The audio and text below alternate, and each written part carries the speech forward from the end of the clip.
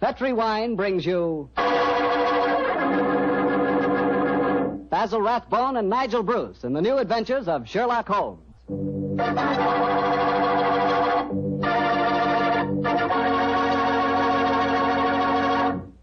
The Petri family, the family that took time to bring you good wine, invite you to listen to Dr. Watson tell us another of his fascinating stories about his old friend, that master detective, Sherlock Holmes.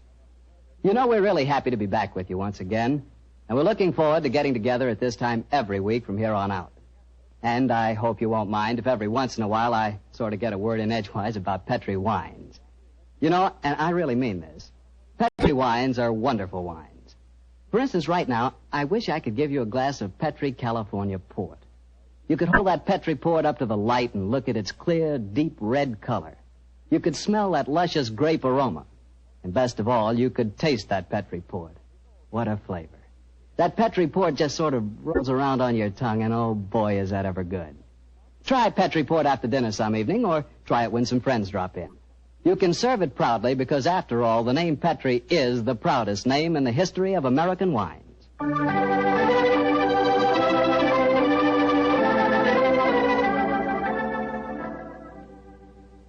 And now let's look in on our good friend Dr. Watson and see if he's expecting us. Come in, Mr. Bartell. You're just the man I've been expecting. How are you, Dr. Watson? It's good to see you again. Thank you, my boy. It's very nice to see you again, too. I've missed our Monday night visits during the last 3 months. Sit yourself down. Would you care to join me in a glass of port? Well, thanks, Doctor. That'd be nice. You know, it seems to me after our summer vacation, a toast to the great Sherlock Holmes would be in order. That's an excellent idea. Here you are, young fellow. Thanks. You propose the toast, Doctor. To Sherlock Holmes, master detective and loyal friend, whose adventures have brought considerable, shall we say, fame to a certain retired doctor now living in Northern California. I'll drink to that. Well, now, suppose I might as well get on with tonight's story. Which particular adventure have you selected, Doctor? One that I call the Limping Ghost. Sounds exciting. And, as usual, you find me saying, how did it begin? In Baker Street on a windy December evening at the turn of the century. A young, white-faced boy sat in front of our blazing fire. And as he told us his strange story, the flickering firelight danced weird patterns on the walls. The young man was Alexander McMorris, the 7th Earl of Lochnair. The Earl of Lochnair? Say, didn't I read in the papers the other day that the 8th Earl of Lochnair had been killed in an airplane accident? Quite right, my boy. Even in this day and age, the tragic history of violent death seems to dog the footsteps of the Lochnair family. But to return to my story. On that December night in 1900, we heard the whole history of the Limping Ghost of Lochnair. The first Earl had lost a foot at the Battle of Flodden Field in 1513. In spite of this terrible handicap, he fought on valiantly until he died on the battlefield from loss of blood. From then on, right until the time this story begins, the Limping Ghost, clad in a suit of armor, always appeared at Lochnair Castle before and after the death of the current Earl. Yes, Mr. Bartell, it was a strange story that Sherlock Holmes and I listened to that night. A story of death and horror over the centuries, punctuated by the limping clank of ghostly armor.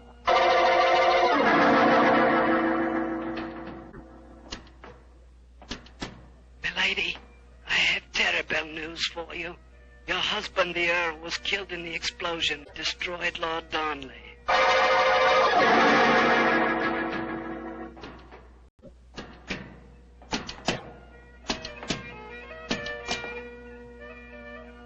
Milady, the Guy Fawkes plan to blow up the Houses of Parliament has failed. Your husband is in the Tower of London. They say he's to be hanged, drawn, and quartered.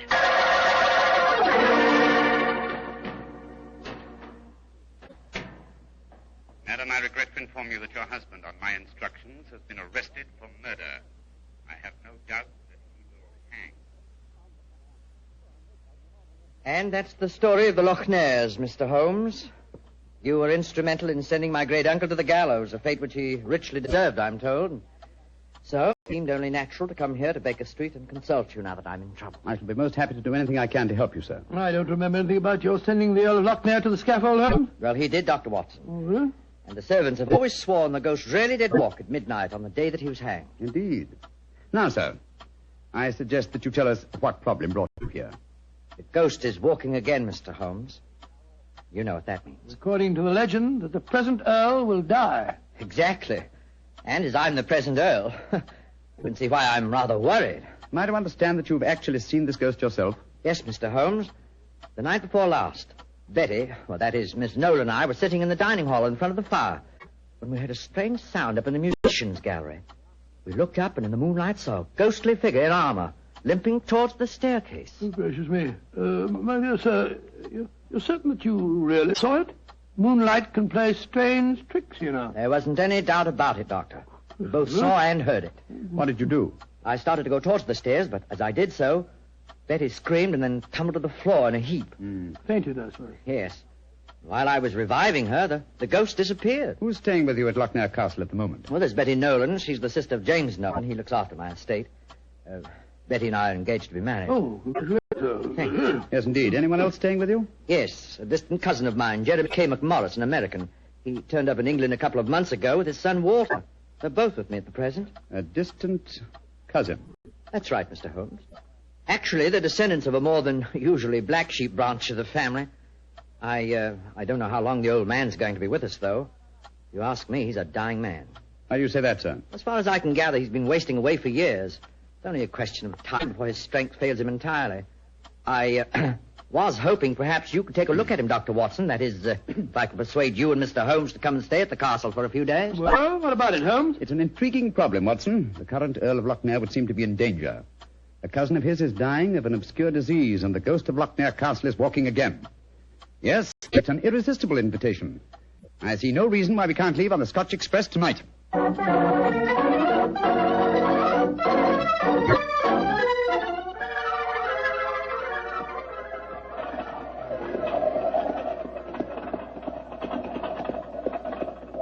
It's been quite a heavy fall of snow here in your absence, young man. Quite so, and judging from the color of the sky, there's more to come. Very angry looking. Oh, now, as we round this bend, you'll be able to see the castle. Ah, yes. There you are, gentlemen. Magnificent. Yes, it's a fine place, all right, Doctor, though it cost me a great deal in upkeep. As a matter of fact, I only have one wing open. It's always been something of a problem to get servants to come and live here. See, the local villagers have a great respect for the Lochnair ghost, you know. What servants do you have at the castle at present?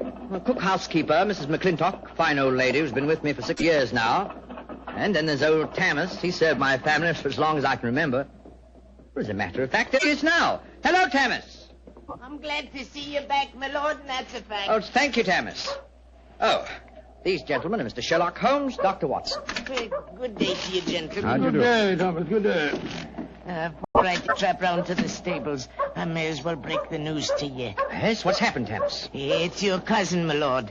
Poor old Mr. McMorris. He's dead. What? Died early this morning. God rest his soul. Dead. I'm very sorry that I arrived too late to be of any help. Well, thank you for telling me, Tammas. Oh, you may take the trap round now. Aye, sir. I'll bring the baggage early. So he's dead. Well, I can't say it's unexpected, but it is a shock nevertheless. I'm sure that it must be, particularly as you yourself told us you saw the ghost of Lochnair the night before last. In which case... In which case, Watson, I think we may reasonably expect another visitation. Perhaps before the night is over. Shall we go in?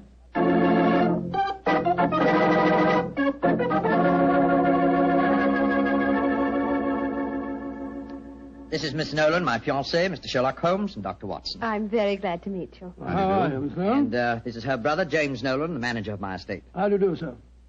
How are you, Mr. Nolan? Much better for seeing you both up here. I'm sure it won't take you long to lay this ghost business by the heels. Well, I trust you don't overestimate our abilities, Mr. Nolan. Alec, you've heard about your cousin, of course. Oh, yes, my dear. Tammas told us as we drove up. Where's Walter? He went into the village with the doctor and the body of his father. Oh. He should be back soon. How's he taking it? Very quietly. Too quietly, if you ask me.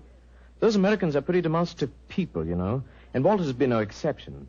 But he behaved very strangely this morning. When the doctor told him his father was dead, he just said, now things will start to happen, and then shut up like an oyster. I can't make head or tail of the fellow. Yes, quite so, quite so. Mr. Holmes, I expect you and Dr. Watson would like to go to your room. Yes, I must confess. I think first I'd like to take a look at the musicians' gallery, if you don't mind. Oh, yes, of course. Would you excuse us, darling? All right, Alec. It's in the dining hall here. They must have been very hospitable people in those days. 50 or 60 people could eat at that table. Yes, Doctor. Needless to remark, we hardly ever use the room nowadays. There's the musicians' gallery, Mr. Holmes. Oh, yes, I see. How do we get up there? I'll show you. See, there's a stone staircase behind this tapestry here. Follow me. Watch your step. It's quite narrow, rather dark. Watch your head, Watson, old chap. Oh, don't worry about me, Holmes. I'm perfect. Oh, I say. Must have built these stairs for pygmies. Oh, yes. Here we are, gentlemen. This is the musicians' gallery. By Jove. It must have made a pretty picture in the days gone by. A little string orchestra fiddling away up here, and down below the Scottish nobility bobbing and floating round in the intricacies of a Highland schottische or a stately gavotte or something. Where does that door lead to? To the bedroom wing. And that's where the ghost appeared from the other night, I suppose. Yes, Mr. Holmes. Uh-huh. The door's ajar. Do you generally keep this door unlocked, sir? Why, no. But the key mysteriously disappeared about a week ago. James is having a new one made. So I must remind him about that. Alec, where are you? Oh, we're up here, Walter. We're coming down. That's Walter McMorris.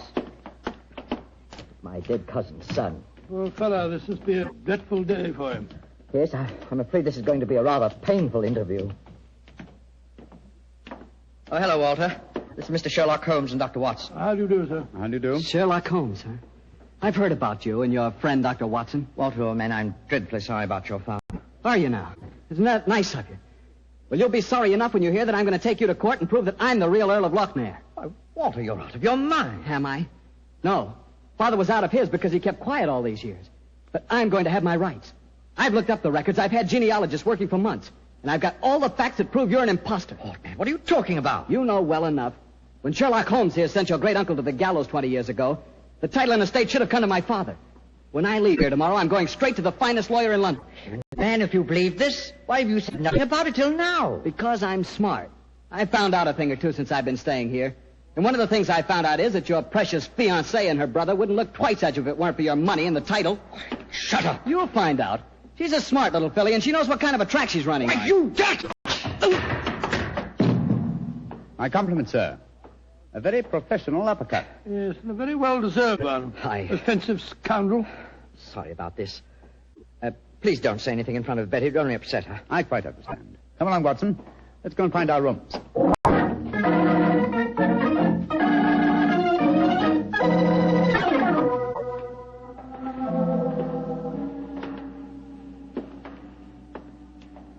Holmes, it's nearly dinner time. Why are we wandering about here in the dark instead of having a glass of sherry with the others in the library? I'm a conscientious practitioner, Watson. I like to earn my fees. It occurred to me that a further examination of this dining hall might prove profitable. Well, personally, Holmes, I think you're wasting your time on this case. What makes you think that, old chap? It's perfectly obvious that young American fellow was impersonating the ghost a few nights ago. He knew his father was going to die, and he wanted to build up the legend so as to make his own claim seem more believable. Well, that's very sound reasoning, Watson. Though to be logical in his deception, he should repeat the performance now that his father is dead. Well, ghosts only walk at midnight, so why don't we go and have a glass of sherry? Shh. What is it, Holmes? Someone's coming in from the library. The lighted candle. Yes? Who is it?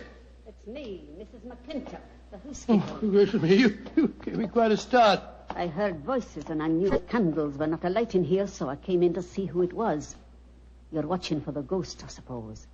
Well, you'll no be disappointed, gentlemen, though you may see more than you bargained for. Those that meddle with ghostly things they dinna comprehend are playing with something much more dangerous than fire. Fire burns. But the shades on dead people... Holmes! Look up there, the gallery. The door's opening. It's the ghost. Aye, here he comes, the poor body. See the armor on him, and the way he's dragging one leg behind him. Yes, it's really quite an effective impersonation. And the twilight provides most appropriate lighting for his play acting, too. You mean it's the young American? Of course, obviously. Look behind him. There's another figure. Yes. Dressed in the same kind of armor and carrying a sword. Game's afoot, Watson. The ghost has seen him. He's turning. The second figure's raising his sword. Look out!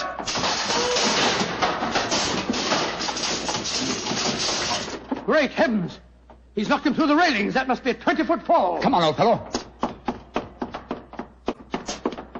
Help me open his visor. Just a minute. Yes. It's Walter McMorris, the American. Though from the angle of his head, I would suggest that it might be the late Walter McMorris, eh, Watson? He's dead, all right, Holmes.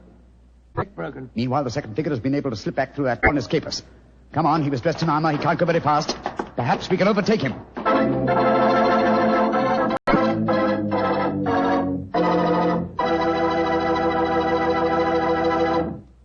Dr. Watson's story will continue in just a few seconds, which is all the time I need to tell you about Petri California Muscatel.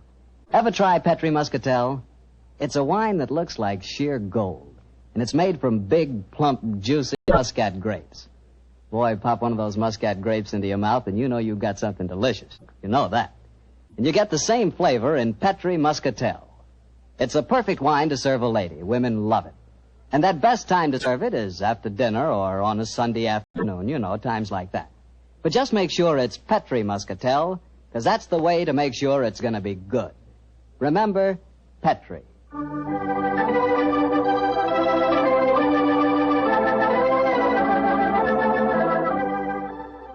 And now back to tonight's new Sherlock Holmes adventure and the story of the Limping Ghost of Loch Ness. Confound it, Holmes. There's no trace of the ghost in Musician's Gallery. We gave him too much of a start, I'm afraid. Of course you didn't find him. You'll never find him because he's not mortal. Mrs. McClintock, is the original suit of armor, the one worn by the first Earl of Loch Ness, still in the castle? Aye, sir. It's in the library through that door there. I'll take you to it. Don't bother, thank you. We'll find it. Come on, Watson. Bring that candle with you. Right, you Holmes. If you know what's good for you, you'll stop dabbling in it as you dinner really can. Holmes, what do you make of the second ghost? An imposter, obviously. But who could it have been? That's what we have to find out, old chap. Undoubtedly someone knew that the American Walter McMorris was impersonating the ghost and used this macabre method to kill him. But why kill him? Possibly his claims to the title and estate were valid. Or perhaps some fanatic was so devoted to the Loch Ness legend that he assumed the role of ghost and killed him for his sacrilege. Hold the candle a little higher, will you, old chap? Yeah. Hello. Here's a suit of armor, Holmes. Lying in a heap on the floor. Oh, on the floor, eh? Whereas it obviously belongs on that stand over there. It's perfectly clear what's happened. The second figure used this armor and slipped it back in here while we were examining the dead man. Possibly, Watson, possibly. At least this armor gives us a definite clue, but it limits the field of possible suspects. How do you mean, Holmes? Well, it's an interesting fact that the human race has grown definitely larger in the past 400 years. Very few modern men can wear authentic ancient armor like this. For example, take the first item on the top of the heap lying on the floor here. These gauntlets of chain mail. Try them on. Well, much too small for Exactly. me. Neither you nor I could have worn this suit. No, nor could young Nolan, the estate agent. Whereas his sister could have done. Yes, so could Thomas the butler. He's a small fellow. And if it comes to that, Watson, our distinguished client, the young Earl of Loch Ness, is himself a small man. Right, Joe, so he is. And he might easily have had a motive. Young McMorris had disputed his right to the title earlier in the day. But we mustn't jump to conclusions.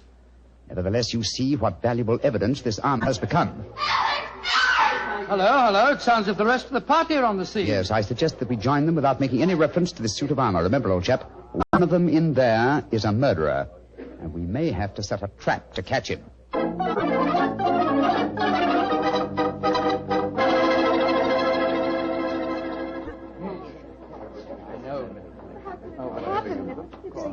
Are you sure he's dead, Dr. Watson? There's no doubt about it.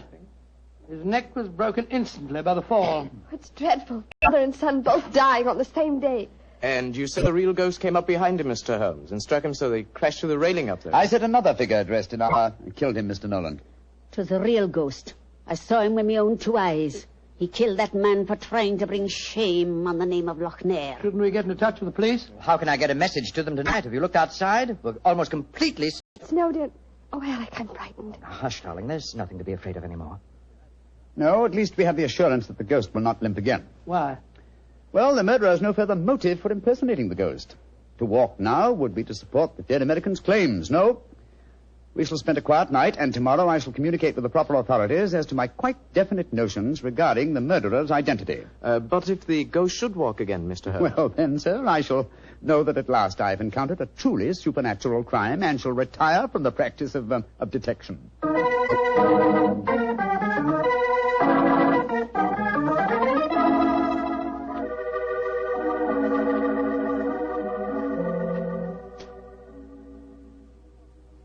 It's nearly 2 o'clock. You still over there by the window, puffing away that pipe of yours?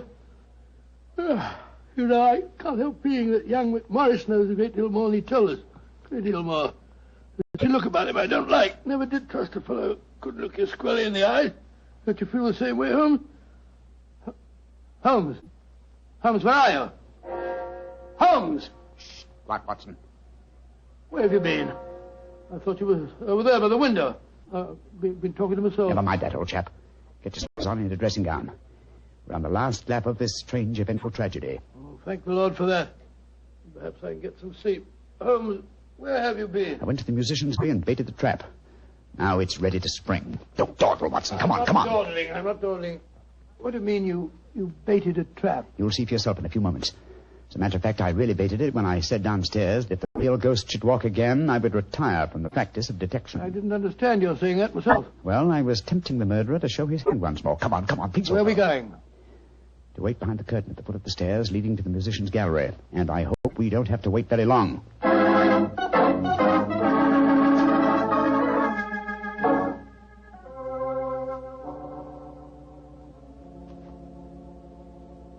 Holmes, I'm getting a crick in my neck trying to peer through this wretched curtain.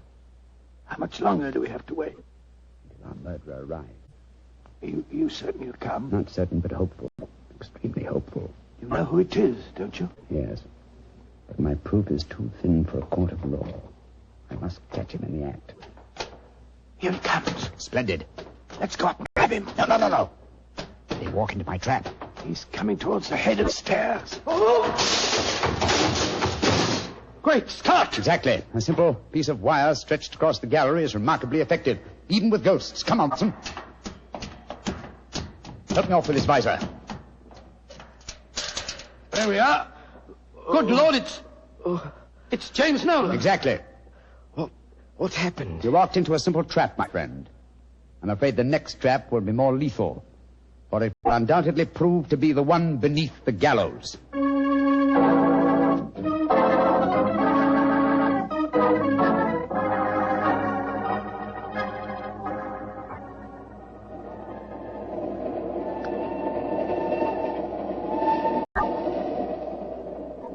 Well, now that we're headed back for London, Holmes, perhaps you'll settle 1 or 2 points in the case that are bothering me quite a bit. Oh, with pleasure, my dear chap. What are they? I still don't see what Nolan's motive was in murdering the American. Oh, that should be obvious. He wanted to ensure that his sister's fiancé would enjoy undisputed title to the name of estates. Well, how did you know it was Nolan?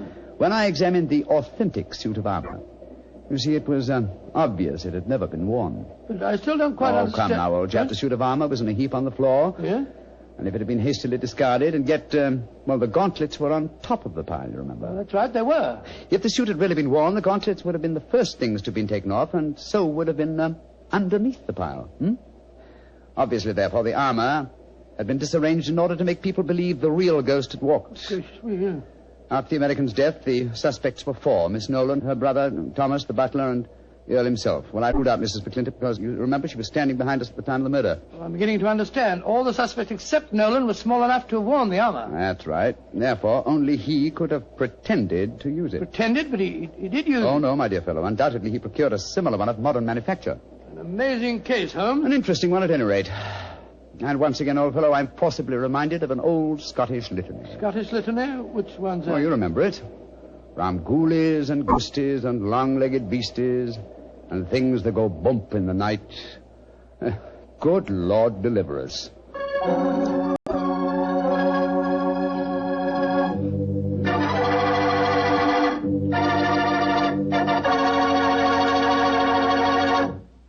Well, Doctor, that's really a swell story. You know, for a while there, I was beginning to believe in ghosts. Well, I'm ashamed to admit it, but at the time, so was I. You know, this sounds silly, but I bet it would be fun to be one of those legendary English ghosts.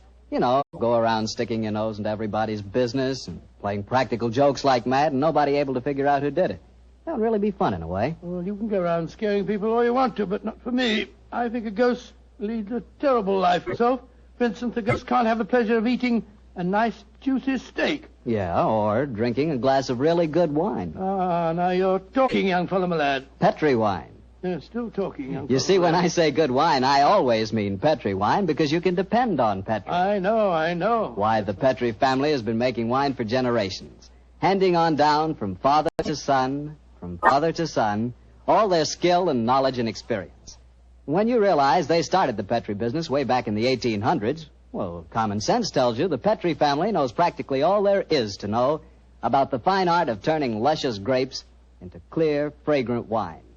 Yep, whether you're looking for a swell wine to serve before dinner or with dinner or after dinner, for any occasion, you just can't go wrong with a Petri wine because Petri took time to bring you good wine.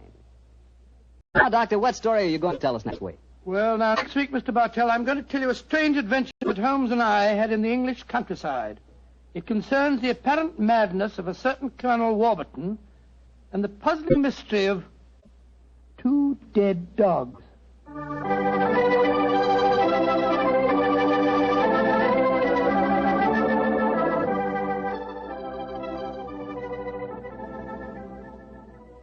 Tonight's Sherlock Holmes adventure is written by Dennis Green and Anthony Boucher and is based on an incident in the Sir Arthur Conan Doyle story, The Crooked Man.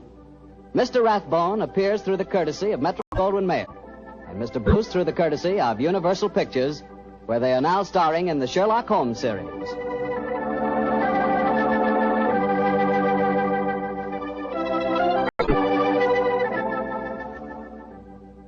The Petri Wine Company of San Francisco, California, invites you to tune in again next week, same time, same station. Oh, the Petri family took the time to bring you such good wine. So when you eat and when you cook, remember Petri wine. To make good food taste better, remember... Petri.